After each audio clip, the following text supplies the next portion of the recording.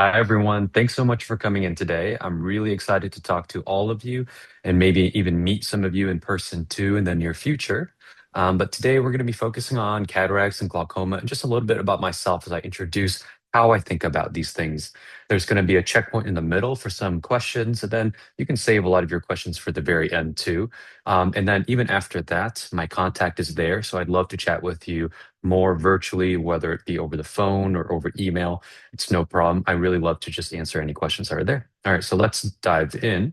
A little bit about me is I was born locally in Orange County, went to UCLA here for my undergrad, and then my medical training took me all over the place from Iowa to Utah to South Dakota, all the way to Africa, Guatemala, even Mexico, because I really love global work and outreach work.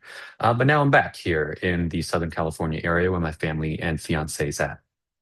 So a little outside of work, things I like to do. I'm really big into fitness, snowboarding, spend a lot of time in the outdoors, and some of my fun hobbies include mixology and now an obsession with making coffee at home, including pour overs.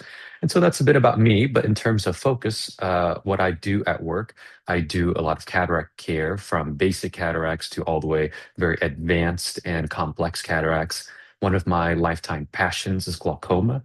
My grandfather has really bad glaucoma, and that kind of shaped my path to here, just seeing what he went through. I do refractive surgery, and that includes things like LASIK and PRK and ICLs, and then also cornea transplants that I'm getting credentialed at the hospital to do this too. So pretty broad focus. I do many different kind of things. But the big picture that we're going to be looking at today is both cataract and glaucoma because these make up the majority of my practice. And I want to share with you what these things are, answer some questions about common misconceptions, and then tell you about my approach to how I treat them. So the big picture here is that the cataract is something more towards the front part of your eye. It blurs the light coming in and it makes it hard for you to see. The cataract, it sounds confusing, but it's basically your natural lens that has just gotten cloudy over time. So it's nothing new. It's something in your eye that is just needs replacement. On the other side, glaucoma is damage to the optic nerve, the cable that brings the picture from your eye all the way to your brain. And so there are different issues with different goals, but sometimes we can take care of both of them together at the same time. So first, we're going to dive into some cataracts here. And so what is a cataract? We're all born with a natural lens in the eye. Think of it like a camera lens. This becomes cloudy over time, and then it can make your vision blurry, yellow, and give you some glare and halos, especially at night when you're driving. And this happens to everyone. Nobody escapes cataract. And so that diagram at the bottom, you can see how early on it's nice and clear. The lens is very flexible. You can see both far away and close up. But over time, the lens starts to get yellow, a little harder, and less flexible. And that's when people start to lose their ability to read up close. That's where they start to need reading glasses. As the cataract gets even more hard, as the lens gets more hard and dense and yellow, then it becomes pretty cloudy and you can't see through that. Even glasses don't seem to help anymore. This is the time where we take the cataract out and replace it. So common symptoms that we ask people about is just blurry vision, but the one I personally find is pretty specific is glare with the headlights. If you're noticing at night that it's just really hard to drive because the oncoming cars look so bright, and sometimes it's so bad even the sun can be pretty tough, this could be a symptom of cataract. Not always, but it is a good sign of it too. Things like having trouble with reading small print can be a sign, but oftentimes that yellow color kind of gives a sepia tone to a lot of the world. The problem here, though, is that most people don't realize it because it comes on so slowly. So they only realize how much of the color has gone when they get the surgery, and then they see that the colors have returned, and it's usually a pretty impressive return of color. So, what is it the right time for cataract surgery? It's not necessarily how dense the cataract, I mean, that plays a part of it, but it's when it affects you. When is it giving you an issue with your personal life, whether that's reading, driving? Some people will notice that they're just getting these new prescriptions, but it's not seeming to help them as it used to. And that's because the cataract is just getting too cloudy. And then the other times too, even if the cataract's not that bad yet for you personally, it might help with some of the other eye conditions that you may have, like diabetic retinopathy or glaucoma. And so cataract surgery can be a step to help some other things too in your eye, other treatments. What happens during cataract surgery? So there's four or almost, yeah, four main steps here. So number one, I make a small opening in the cataract's wrapping paper. We call that the capsule or the bag. We break up the cataract into small little pieces, vacuum it out. And then step three, put in a new clear implant into that same wrapper, into the same support structures. And then that implant stays there for the rest of your life. We might clean it up a little bit after, but you don't have to be changing this lens out like every so often. This is one of the biggest misconceptions that people have, and a question that I get all the time is, am I supposed to have perfect vision after cataract surgery? And the surprising answer is not necessarily. The goal of cataract surgery, the standard cataract surgery at least, is to get people useful vision. Doesn't mean perfect vision, just useful vision. But most people will need some form of glasses after cataract surgery, whether that's to look far away, most usually to look up close. This is the basic option that's covered by most insurances. And so, again, basic insurance coverage is just to get the cataract out, get you something kind of workable, and then make your vision better with glasses after that.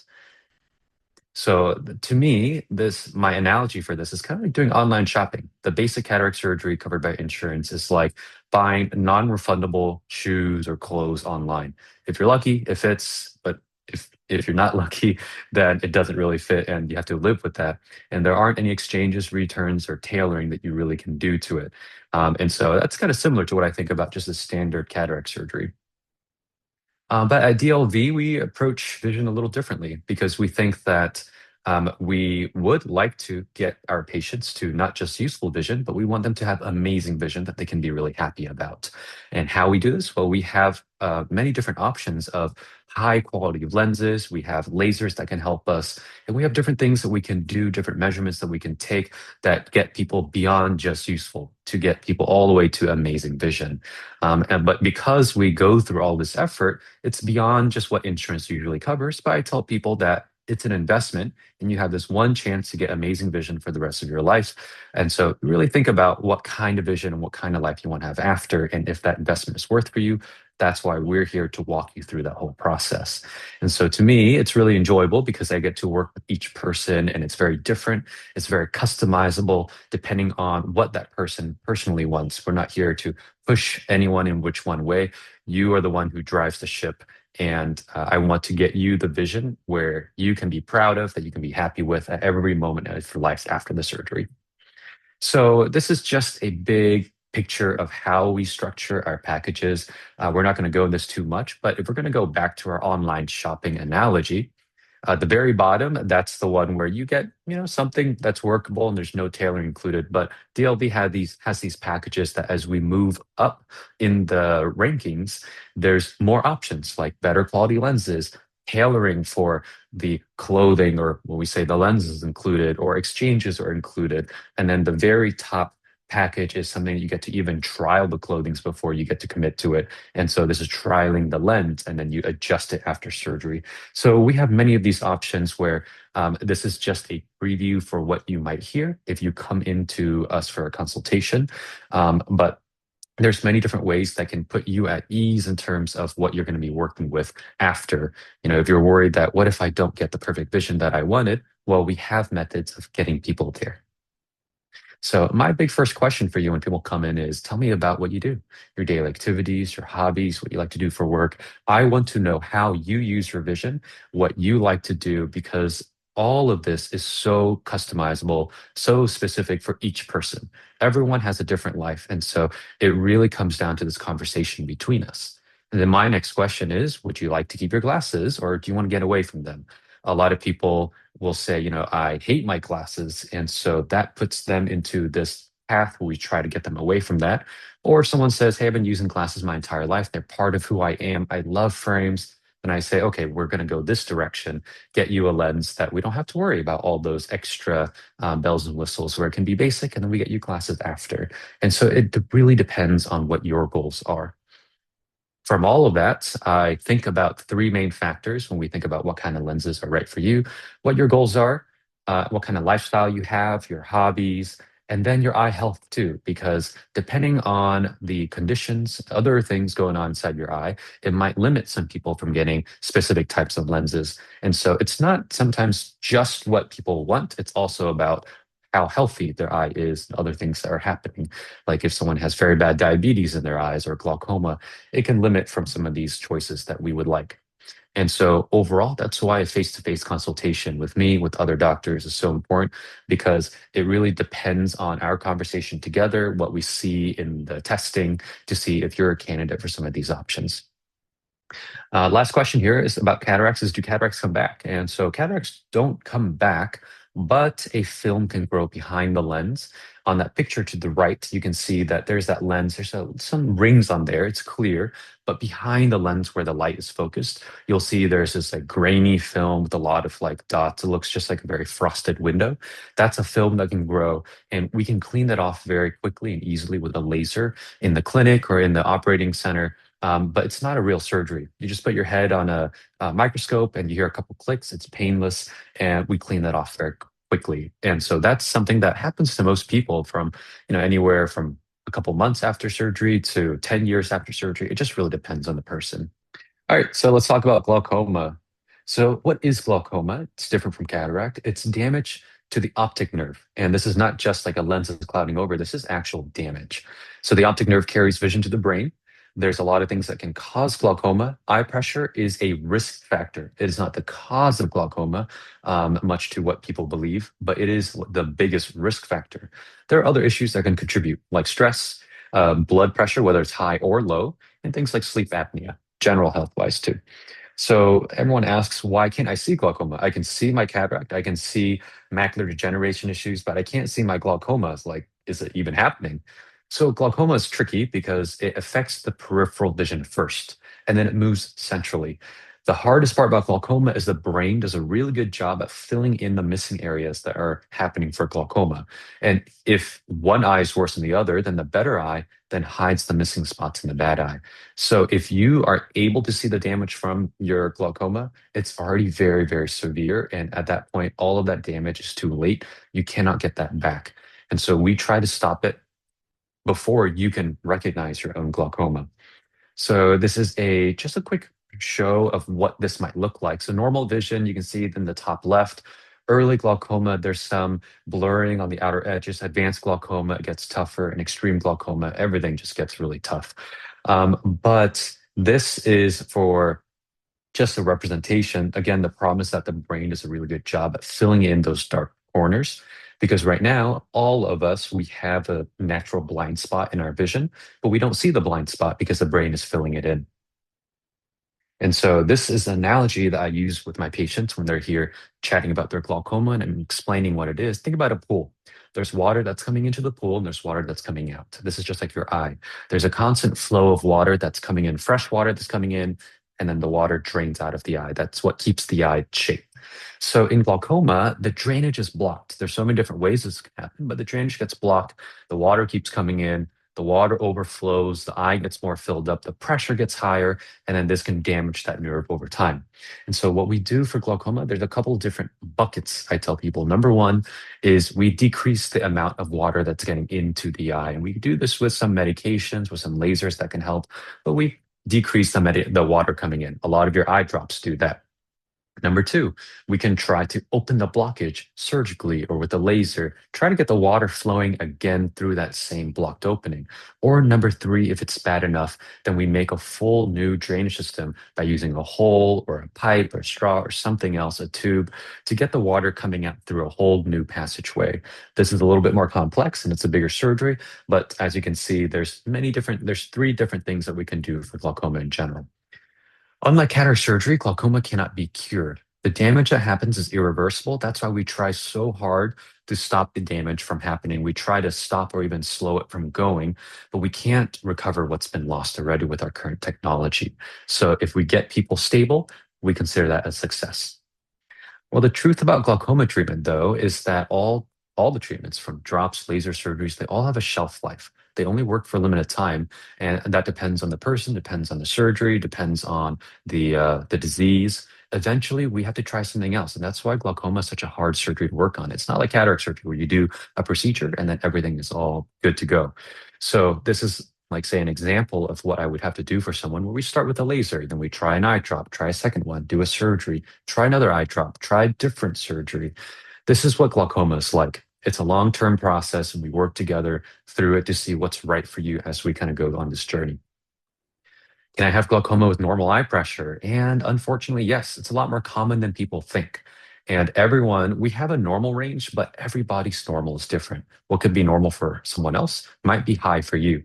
That's what a glaucoma doctor like me is supposed to figure out. We're supposed to find out what the level you are supposed to be at and then try to get you there. So I usually try to start with this SLT laser. It's not something that's burns or cuts anything. It's a basically a heat treatment that improves the drainage system. I tell people it's like opening up the pores in the drainage system of your eyes. It's nice, easy to do. It works in most people, about 80%, 4 out of 5 people. But if it does work, it can last up to several years. It takes only about 5 minutes per eye to do in the office, and it can be repeated if it works pretty well. And then there's so many different things that we can do, from eye drops to implants to some minimally invasive procedures. I won't be getting to them too much, but this is just to give you an idea that we have a lot of technology nowadays. Drops are great, and everyone knows there's glaucoma drops. It's been something we've used a lot over the past many decades.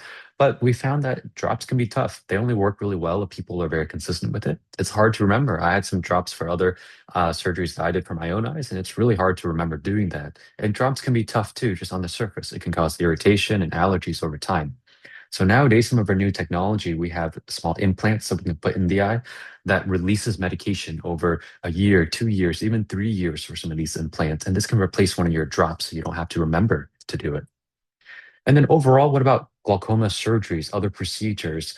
Remember the two things I said. There's one where we can improve what's already broken, try to make that drainage system a little bit better, or we can make a completely new pathway, which is more extensive, but it works really well.